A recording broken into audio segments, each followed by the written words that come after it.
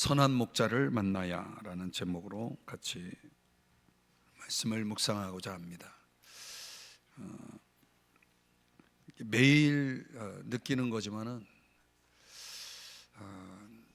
우리가 보는 세상, 그 세상을 통해서 들려오는 메시지들이 있고 또 내 마음 속에서 나오는 음성이 있고 하나님의 음성이 있는데, 이런 음성들을 들으면서 우리가 그 마음 가운데 하나님의 뜻을 찾아 분별하여 살아간다는 것이 참 쉽지 않다, 그런 생각이 들고, 오직 나의 의인은 믿음으로 말미암아 살아야 된다고 말씀하고 있지만은 이 믿음으로 살지 못하게 하는 그런 어떤 현실적인 그런 싸움들이 좀 있는 것 같습니다. 그런 내적인 그런 싸움이죠. 여러분은 어떤지 모르겠어요. 내 안에 계속 끊임없이 그 내 마음 속에서 일어나고 있는 그 전쟁을 목격하게 됩니다. 그래서 더 기도하게 되는 것 같아요. 하나님을 붙들고 살아갈 수밖에 없게 되어지는 것 같습니다. 이 리더십을 연구한 학자가 이런 말을 했습니다. 현대인들의 가장 큰 의식 변화는 그들의 의식 속에 지도자를 추방한 것이다. 그러니까 이 시대가 변하고 있고 이미 변해 있다라고 할 때 그 근거로서 많이 느끼게 되는 게 뭐냐면 이 지도자에 대한 인식들입니다. 이 매스미디어의 발달 그리고 민주주의의 발달에 의해서 오늘날은 이런 지도자들의 그 실상이 너무나 잘 드러나고, 어떻게 보면 과거로 보면은 신비 속에 이렇게 담겨 있었던 리더들이 지금은 그런 여러 가지 그 시대적 변화에 의해서 그런 신화도 더 이상은 존재하지 않는, 우리가 이제 영적 지도자들에 대한 어떤 경외, 존경, 섬김 이런 것들을 이제는 좀 찾아보기 어렵다. 이런 것들이 이제 우리 사역자들이 만나면 하는 얘기입니다. 그리고 전문가도 그런 얘기를 했죠. 그래서 이 현대인들의 비극이 시작되는 것이 아닌가라는 생각입니다. 그 지도자를 추방했기 때문에 지도자가 없는 거죠. 내 스스로가 지도자가 되어서 살아갈 수밖에 없는 거죠.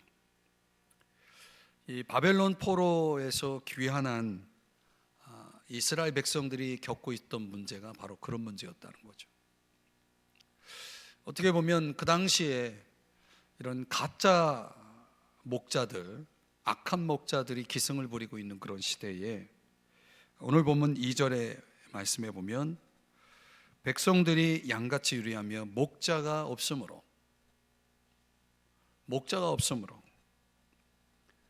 이런 현실, 가짜 목자들은 많고 정말 목자다운 목자가 희박한 없는 그런 시대, 그런 시대에 상처받은 이스라엘 백성들을 향해서 스가랴 선지자가 오늘 10장의 말씀을 하고 있는 겁니다. 오늘날 이런 현대 시대에 우리가 겪고 있는 문제도 저는 다르지 않다라는 생각을 갖게 되는 거죠. 정말 이렇게 믿을 수 있는 어떤 그런 리더들이 우리 안에서 필요한데, 그런 리더들이 없는 현실 속에 있는 백성들을 향해서 스가랴 선지자는 우리에게 참된 목자가 있다라고 말씀을 하고 있는 겁니다. 요한복음 말씀에 보면은 우리가 잘 아는 대로 예수님께서 이렇게 말씀하셨죠. 나는 선한 목자다. 우리 예수님이 자기 자신을 가리켜서 나는 선한 목자다 이렇게 선언을 하십니다. 이 진정한 목자를 찾고 있는 이 시대의 저와 여러분들에게 오늘 주님께서 그렇게 말씀을 하는 거죠. 나는 선한 목자다. 오늘 성경 속에서 우리가 두 가지 중요한 진리를 함께 배워보려고 하는 것입니다. 이 참된 목자가 없는 시대 속에 살아가는 우리들에게 주님은 오늘 두 가지를 우리에게 말씀합니다. 첫 번째, 우리는 양이라는 거죠. 우리는 양이다. 오늘 2절에 보니까 백성들이 양같이 이렇게 표현하고 있죠. 근데 양에게는 목자라고 하는 존재가 절대적으로 필요한 그런 동물이죠. 만약 양에게 목자가 없다면 두 가지가 나타납니다.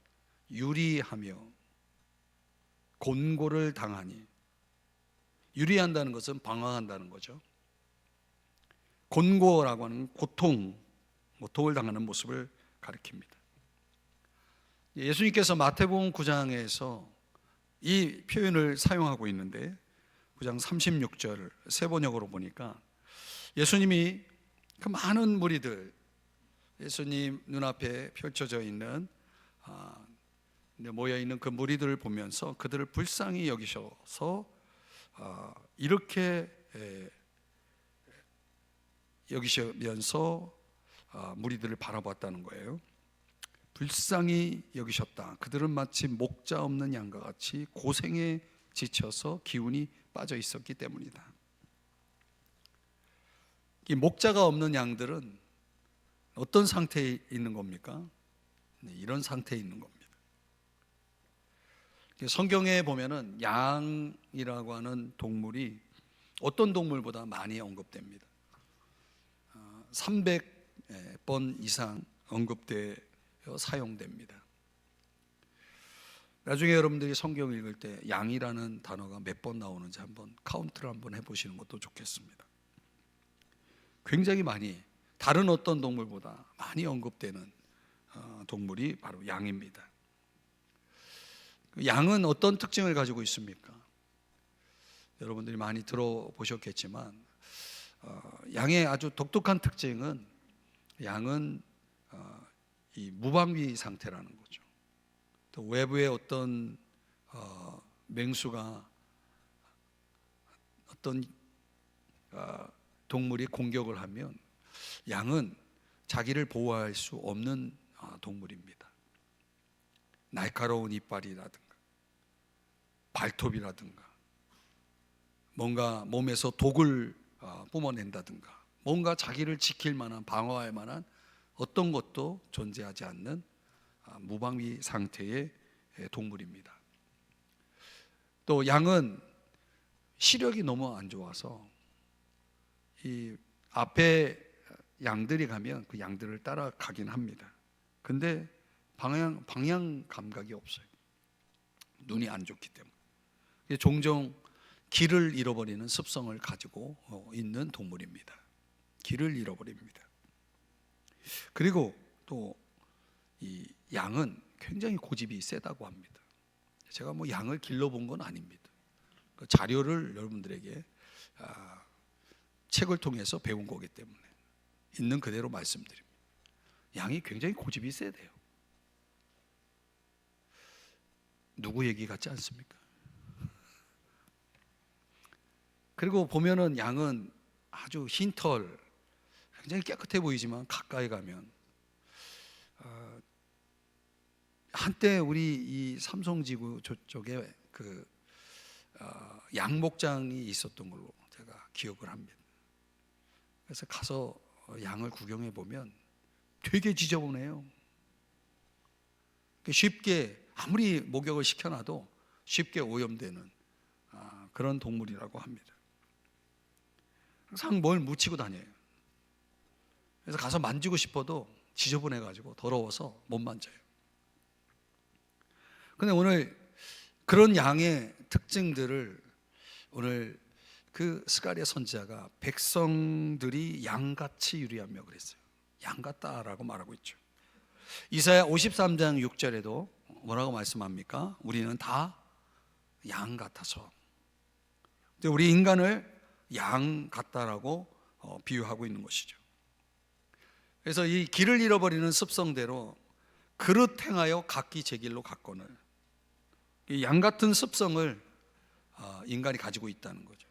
인간이 동물에 비유한다면 어떤 동물과 가장 유사한가? 양이라고 하는 동물과 흡사하다는 거죠. 어디로 가는지조차 모르는, 방향 감각이 없는 그런 양들의 모습처럼 우리도 인생 속에 많은 방황, 많은 유리함을 경험합니다. 세상 죄로부터 너무나 쉽게 오염되고 더럽혀지는 우리의 모습. 그래서 우리는 양 같다라고 성경은 말씀하고 있는 거죠. 그런 양이 목자가 없다 그러면 고생길인 거죠. 곤고를 당할 수밖에 없는 거죠. 그래, 목자는 절대적인 존재, 절대 필요적인 존재가 되는 것입니다. 그래서 이 양은 목자에 대한 어떤 의지, 그 기대가 크기 때문에 진짜 목자가 없어도 가짜 목자라도 뭔가 기대어 살고자 하는 그런 습성을 가지고 있다는 거예요. 그래서 도스토옙스키가 그런 말을 했어요. 하나님 없는 사람들은 반드시 대용품 신을 갖는다. 대용품 신, 가짜 신이죠. 그러니까 하나님 없이 살아가는 인간들은 하나님이 없다고 그들에게 신이 없는 건 아닙니다. 가짜 신을, 대용적인 신을 갖는다는 거죠. 그런 걸 우리는 우상이라고 말하잖아요. 우상. 인간이 얼마나 참 종교적인 존재인가를 알 수 있는 것은 뭐 하나님을 믿지 않아도 사람들은 다 저마다 어떤 신적인 대상을 향해서 어떤 어려움이 생기면 뭔가 도움을 구하고자 하지 않습니까? 그러니까 살아계신 하나님을 찾지 않는 사람들도 결국은 다 신이 있어요. 그래서 성경은 그걸 우상이라고 말하는 거죠. 근데 하나님을 놓고 우상을 놓으면 이 두 가지를 놓고 우리가 선택할 때 보이지 않는 하나님보다는 잘 보이는 우상에 더 매력을 느낄 때가 많습니다. 그래서 사람들이 찾는 게 뭐냐? 스가랴 오늘 10장 2절에 말씀해 보니까 드라빔, 여기서 많이 이 드라빔이라는 단어를 들어보셨을 겁니다. 야곱의 아내 라헬이 아버지의 라반의 그 수호신이라고 하는 이 몸속에 간직할 수 있는, 마치 부적처럼 몸속에 간직할 수 있는 작은 우상 도구죠. 그거를 훔쳐 가지고 나오죠. 라헬이 왜 아버지 수호신을 훔쳐왔겠습니까? 앞으로 이 살아갈 때에 그동안 아버지가 살아가는 모습을 봤거든요. 아버지가 그 드라빔 우상을 가지고 나름 그 도움을 받고 살아가는 모습들. 자기도 뭔가 이제 앞으로 미래에 대한 불안과 두려움 속에 있을 때 그 드라빔 우상을 통해서 도움을 받으려고 아버지가 가지고 있는 거 몰래 훔쳐 가지고 나오게 된다는 거죠. 인간이 이런 드라빔과 같은 우상들이 다 있어요. 오늘날로 말하면 이런 우상들을 어느 식당에 가면은 이상한 생선을 걸어놓지 않나, 뭐 다닥다닥 종이 같은 것다 갖다 붙여놓고 그러죠. 나름 자기들의 어떤 드라빔이죠. 그런데 어떤 그런 물리적인 어떤 그런 드라빔도 있지만은 사람도 있죠. 복술자. 오늘 성경을 보니까 복술자. 그러니까 드라빔들은 허탕한 것을 말하고 복술자는 진실하지 않은 것을 보고 거짓 꿈을 말한 즉 그 위로가 헛됨으로. 복술자는 오늘날 말하면 무당이죠. 점쟁이들이죠. 여러분, 점쟁이들이 과연 그들이 말하는 것들이 진실일까? 되게 진실하지 않은 것을 보고 거짓을 말함에도 불구하고 뭐 하나 딱 맞추면 용하다 생각하죠. 그 용한 사람을 또 스타시 해가지고 스타로 만들어서 어디 용한 집이 있으니 한번 같이 가보자, 사람들을 끌고 다니죠. 요즘은 뭐 유명 개그맨들이 뭐 그 무당 옷을 입고 나와가지고 막 뭐 하잖아요. 그걸 아무렇지도 않게 우리가 보면서 즐기죠. 여러분, 참 웃기지 않습니까? 틀린 것은 밝히지 않고 뭐 하나 딱 맞추면 신통하다 떠들어대는 그 무당들이 매스미디어를 통해서 스타로 아무렇지 않게 그들이 사람들에게 계속 영향을 미치고 있다는 거죠.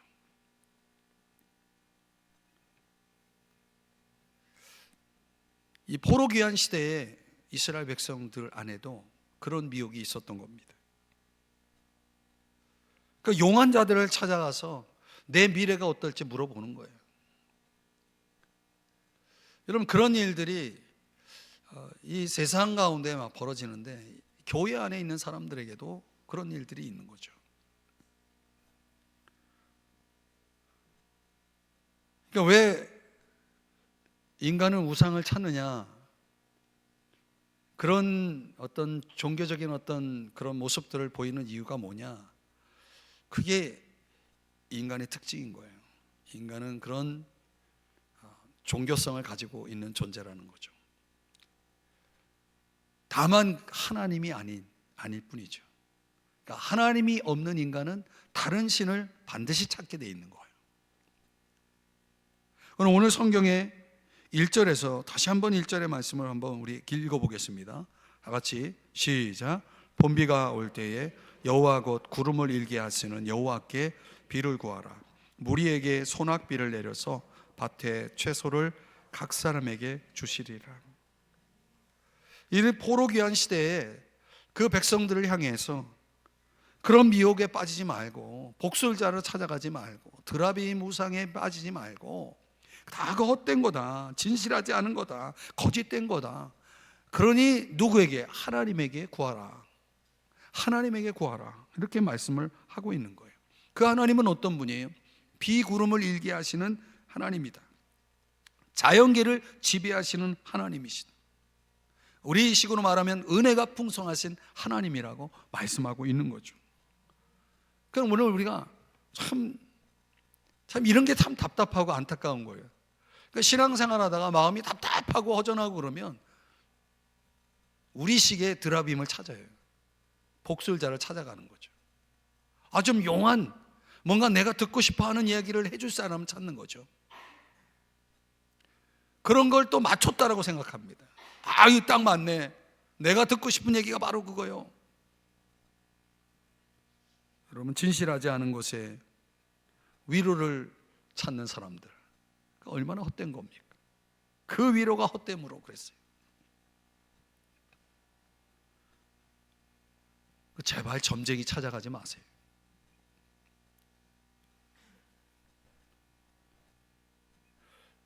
왜 백성들이 하나님께 구하지 않고 왜 점쟁이를, 복술자를 찾아가느냐, 왜 드라빔 우상을 의지하느냐, 그 이유가 뭐냐, 거기에 대해서 3절에서 이렇게 말씀하는 겁니다. 3절 세 번역으로 보니까 나의 분노가 목자들에게 불처럼 타오른다.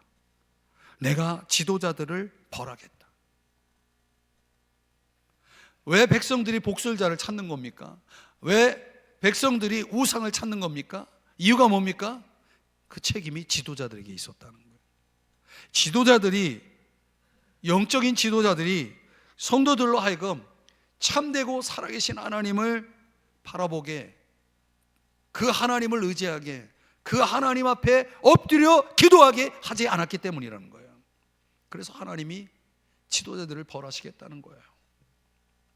왜 주의 백성들이 하나님을 찾지 않느냐는 거예요. 왜 주의 백성들이 하나님 앞에 나와 기도하지 않는다는 거예요. 그 책임이 다 지도자들에게 있는 거예요. 그래서 하나님은 지도자를 벌하시겠다는 거예요. 목자 없는 양들이 유리하고 공고한 이 현실, 어떤 형태로든 자기 목자를 의지하고 찾고자 하는 그 속성을 가지고 있는 양들이 살아계신 하나님을 찾지 않는 현실 속에 있다면 그 책임은 다 그들의 책임이 아니라 목자들의 책임이라는 거예요. 지도자들의 책임인 거죠. 하나님께서 그래서 지도자들을 엄히 벌하시는 거예요. 징계하시는 거죠. 여러분, 저는 그 징계를 받고 싶지 않은 거예요. 저는 우리 삼성중앙교회 성도님들이 헛된 것에 마음을 두고 찾아가지 않고 살아계신 하나님 앞에 나오기를 원하는 거예요. 살아계신 하나님을 의지하고 살아계신 하나님 앞에 엎드려 은혜를 구하는 성도들로 이끌어야 죄가 하나님 앞에 벌을 받지 않는 거예요.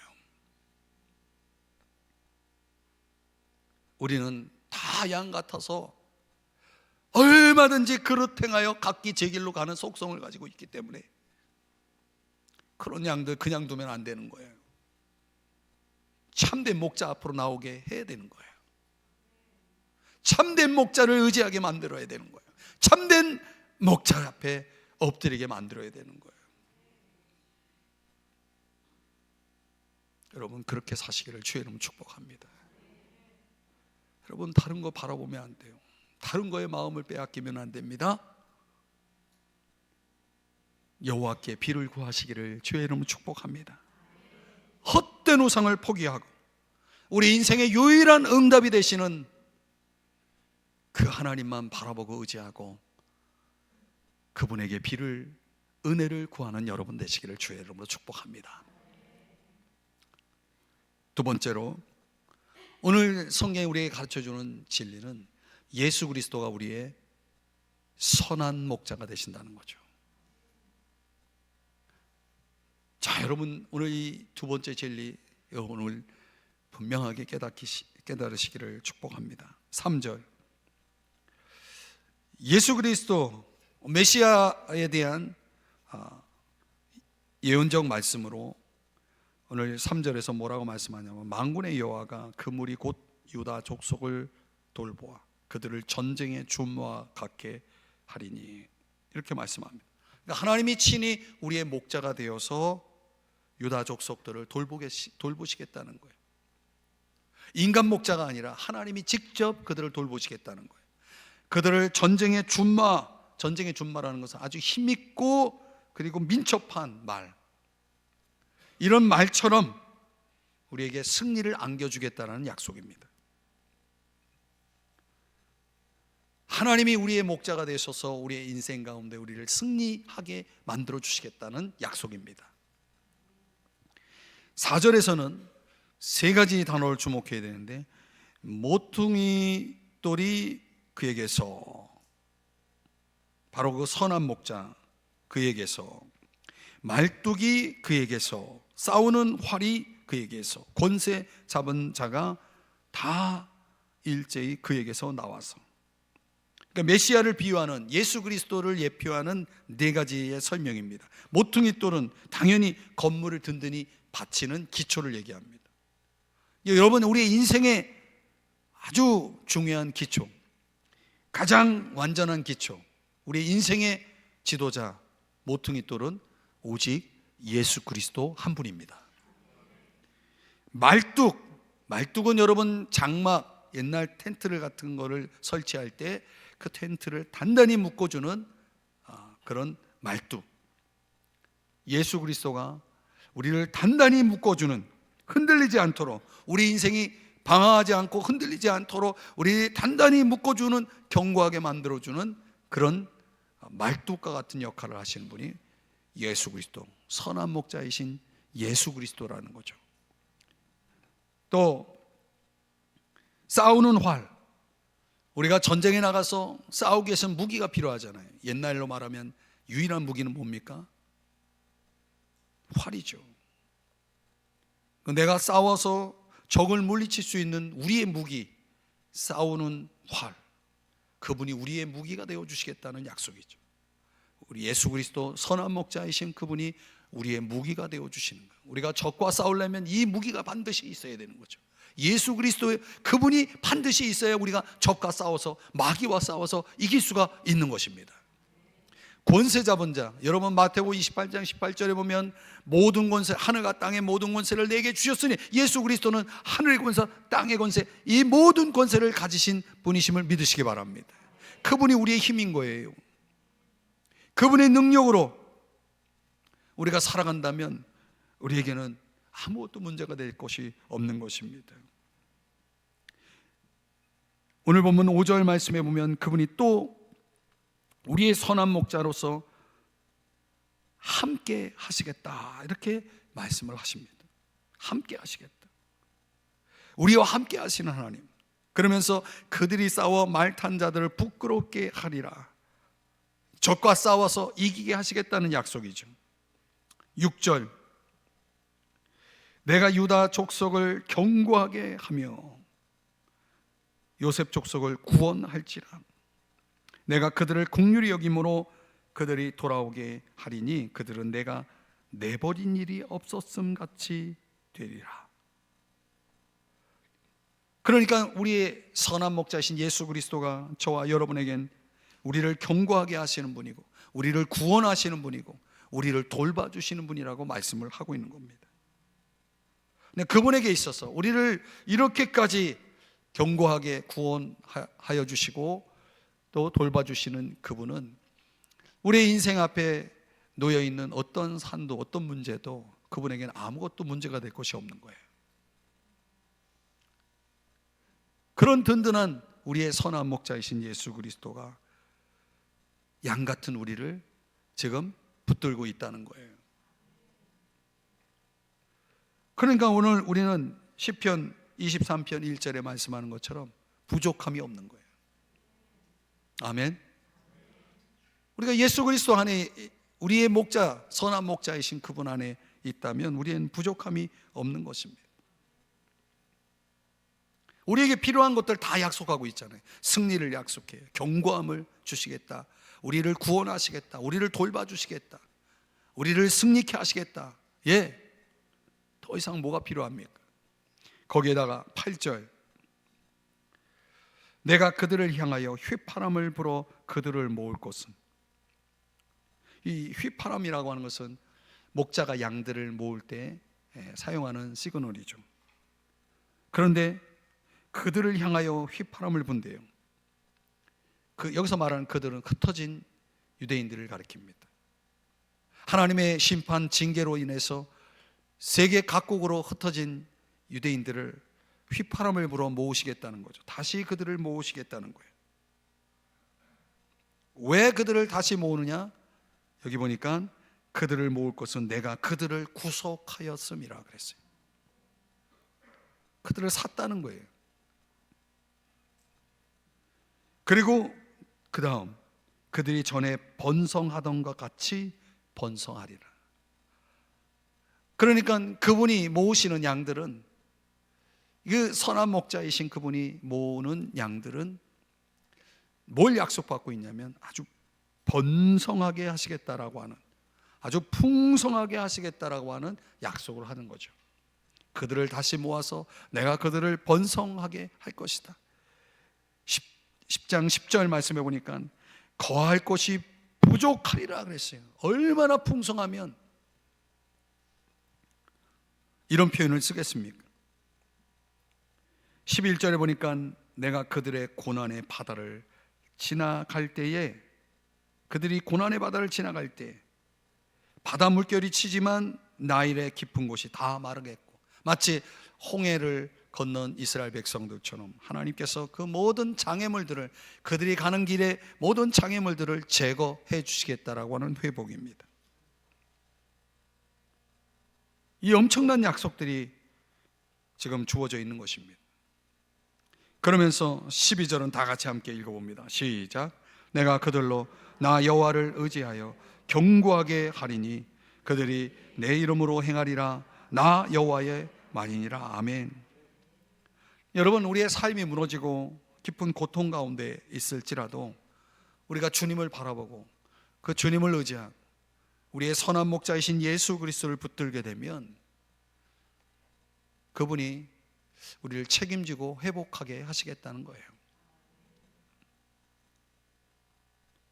단 조건이 뭐냐면 여호와를 의지하고 견고하게 하리니, 그분을 의지하게 하시겠다라고 말씀하는 거죠. 그러니까 우리가 할 일은 딱 한 가지밖에 없어요. 양 같은 우리는 우리의 선한 목자이신 그분만 의지하며 살아가는 거예요. 그분만 의지하며 살아가게 되는 거죠. 그럼 오늘 우리가 정말 그분만을 의지하고 있습니까? 왠지 그분만으로는 만족할 수 없어서 부족한 것 같아서 나만의 드라빔을 만들고 있지 않습니까? 쥐고 있지 않습니까? 그분의 음성만으로는 해결이 안 돼서 만족할 수 없어서 좀 용한 복술자를 찾아가지 않습니까? 여러분 잘 생각해 보셔야 됩니다.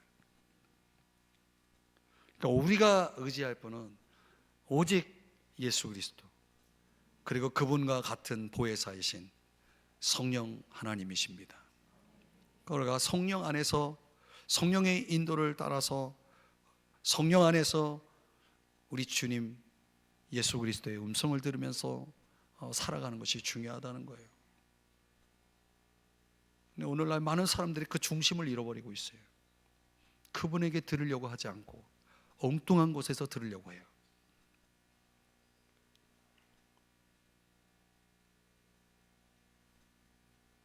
한 젊은 성도가 도시 거리에서 노방 전도자를 만났다고 합니다. 그 전도자가 성경을 가지고 있었기 때문에 당연히 저 사람은 교회에서 나온 사람이다 라고 생각했을 겁니다. 그리고 이 젊은 성도는 그 전도자의 말을 경청을 하고 있었습니다. 근데 그 장면을 지켜보던 한 목사가 있었습니다. 그 젊은 성도가 노방 전도자로부터 그리 길지는 않지만 경청하는 모습을 지켜본 후에 좀 시간이 흘러 그 젊은 성도를 따라가서 이렇게 물었습니다.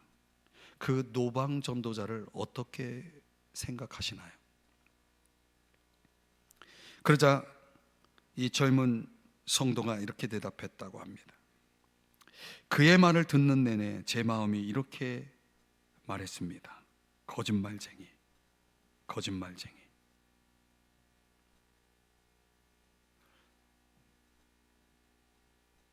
그 노방 전도자는 이단 집단에서 나온 사람이었던 거예요. 여러분, 우리 안에 계신 성령이 이런 일을 하신다는 사실 아십니까? 오늘 우리가 성경을 들고 있는 한 노방 전도자의 그 실체를, 정체를 성령님은 너무나 잘 알고 계셨던 거죠. 그 젊은 성도의 안에 계신 성령님께서 저 사람이 말하고 있다, 말하고 있는 것 거짓이다, 저 사람은 거짓말장이다, 이렇게 가르쳐 주신 거예요. 오늘 우리가 진정 주님의 음성을 믿고 따르기를 원한다면 오늘 우리가 아무것도 염려할 것이 없습니다. 불안해할 것이 없습니다. 두려워할 것이 없어요. 왜냐하면 그분이 우리가 마음 놓고 의지할 우리의 선한 목자이신 그분이 나와 함께하고 있기 때문입니다. 우리가 올바른 분별력을 가지고 살아가는 것이 참 중요하다는 거예요. 여러분들에게 오늘 이 말씀, 정말 예수 그리스도가 우리의 선한 목자이시다라고 하는 이 진리 앞에서 여러분들이 꼭 깨달아야 하는 한 가지 중요한 사실이 있습니다. 참 목자는 목회자가 아니라는 거예요. 오늘날 얼마나 많은 목회자들이 이 땅에 존재합니까? 여러분, 그러나 그 목회자들은 얼마든지 성도들을 실망시킬 수 있는 존재라는 사실을 아십니까? 이 참목자이신 예수 그리스도를 바라보지 않는다면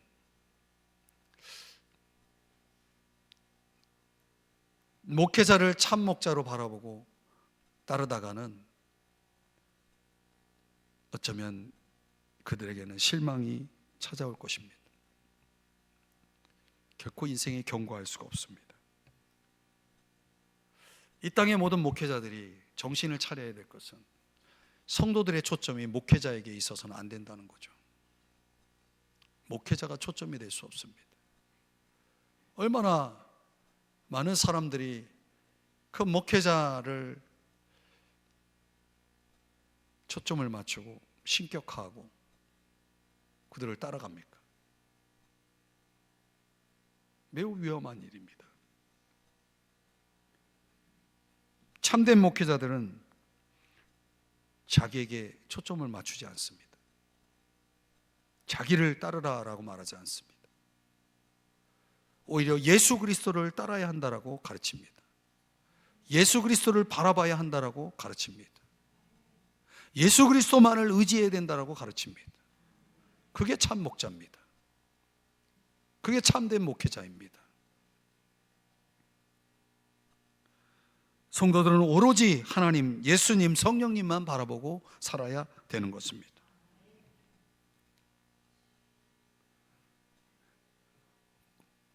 성경 시대도 그렇고 오늘날도 그렇고 그 시대마다 많은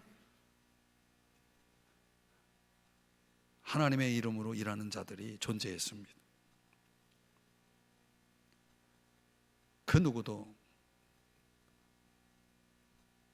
온전한 자는 없었습니다. 오늘 우리 시대에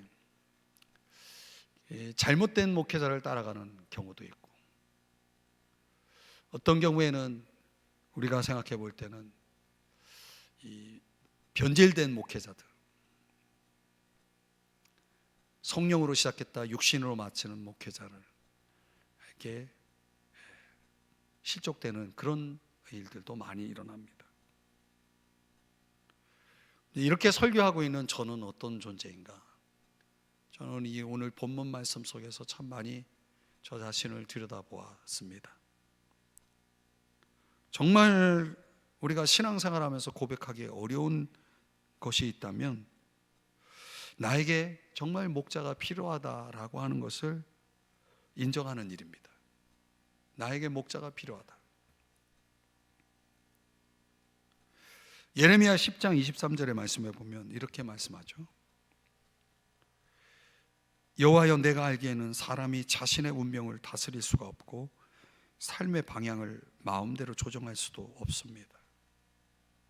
이게 인간 아닐까요?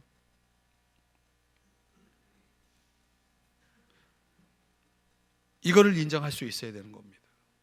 내가 내 운명을 다스릴 수 없다는 것을 인정해야 됩니다. 예레미야 고백뿐만 아니라 이사야 고백처럼 우리가 다 길 잃은 양처럼 잘못된 길로 갈 수 있는 존재라는 것 또한 인정해야 됩니다. 그래서 우리에게 필요한 건 목자인 것이죠. 참된 목자이시죠. 우리의 죄를 짊어지신 그 참된 목자가 우리에게는 필요하다는 사실이죠. 근데 오늘날 우리가 내가 예수님의 양이라 고백하면서 나의 목자이신 예수님을 따르지 않는 사람들이 많죠. 거짓이죠. 불순종이죠. 오늘날 진정한 목자를 무시하고 자기 방식대로 살아가면서 나는 하나님의 뜻을 알고 있고 나는 하나님의 뜻대로 살고 있다라고 착각하는 사람들이 많습니다, 여러분. 예레미야 17장 9절에 말씀하잖아요. 그 무엇보다도 거짓되고 부패한 것은 사람의 마음이라고. 스스로 속이는 거죠.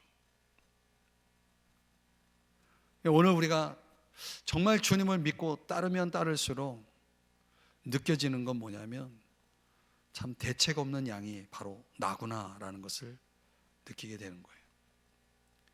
닭 울음소리를 들어야만이 베드로처럼 깨달아서 다시 겸손하게 상한 심령으로 되돌아가 정신을 차릴 수밖에 없는 존재인 거죠. 언제나 베드로처럼 큰 소리치고 나는 잘났어, 나는 잘하고 있어, 나만큼만 해봐, 이렇게 교만을 떨지만 닭 울음소리를 들어야 그 순간 내가 잘못됐다는 걸 깨닫는 존재들 말이죠. 오늘 그것이 나의 모습이고 우리의 모습이 아닌가라는 생각을 해보게 됩니다. 사랑하는 여러분, 다시 한번 기억하세요. 요한복음 10장 11절, 나는 선한 목자다. 이렇게 선언할 수 있는 분은 오직 예수님밖에 없어요. 그분이 왜 선한 목자입니까? 선한 목자는 양을 위해서 자기 생명을 바치신 분이라는 거예요. 어느 목자도 자기 생명을 양을 위해 바친 존재는 없는 겁니다. 우리가 따를 목자는 한 분밖에 없는 거예요. 그래서 그분은 우리에게 그런 약속을 하셨죠. 요한복음 10장 27절 28절에서 내 양은 내 음성을 알아듣고 나를 따른다. 우리가 진정 그분의 양이라면 그분의 음성을 듣고 따를 수가 있어야 되는 거예요, 여러분. 그분은 우리에게 약속하셨습니다. 내가 영원한 생명을 줄 것이고, 그리고 누구도 그들을 내 손에서 빼앗아 갈 수가 없을 것이라고 말씀을 하는 거예요.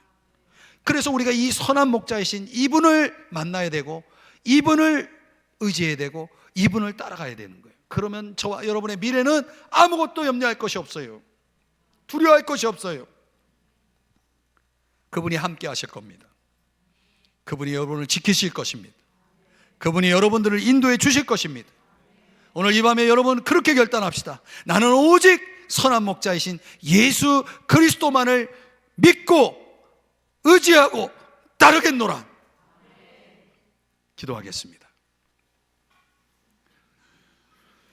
사랑하시는 주님,